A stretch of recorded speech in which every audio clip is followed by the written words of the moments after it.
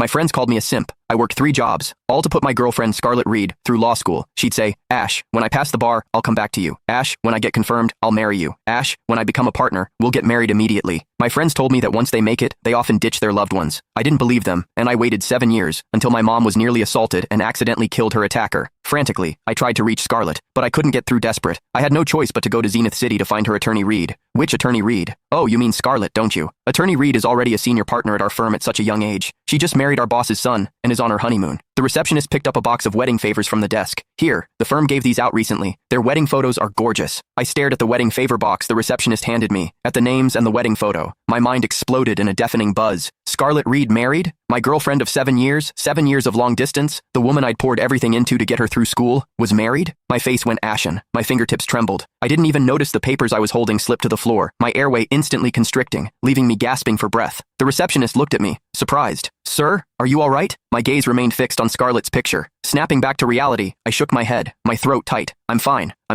My mom got into trouble. I came all the way from out of town to Zenith City to ask attorney Reed to represent her, but I didn't expect her to be so busy, I explained, my voice catching. The receptionist looked sympathetic and offered to register me to see if other lawyers could help. Thank you. Can I keep that wedding photo? It's really beautiful. I'd like to find a similar dress when I get married. The receptionist didn't think much of it and handed me the entire box of favors and the photo. I pulled out the photo and slipped it into my jacket pocket, right over my heart. In that moment, my heart felt like it was being torn to shreds. That day, I sat on the steps outside the law firm all afternoon, repeatedly looking at the wedding photo. It was the most agonizing day of my life. Mechanically, I kept dialing her another word, but the call never went through. I couldn't understand how my name. I stared into the dark hallway, my eyes stinging with unshed tears. I couldn't understand why Scarlett, who promised to marry me, ended up marrying another man. Stretched on the other end, the past 7 years, by her 3 jobs. You're doing it again, Ash. I know you're exhausted because of your aunt's situation, which is why you're being so suspicious. Bitterness, pain, and fury churned inside me. I tossed and turned all night. Before I could say another word, it wasn't until dawn that my phone finally rang. I groggily answered, and Scarlett's voice came through the line,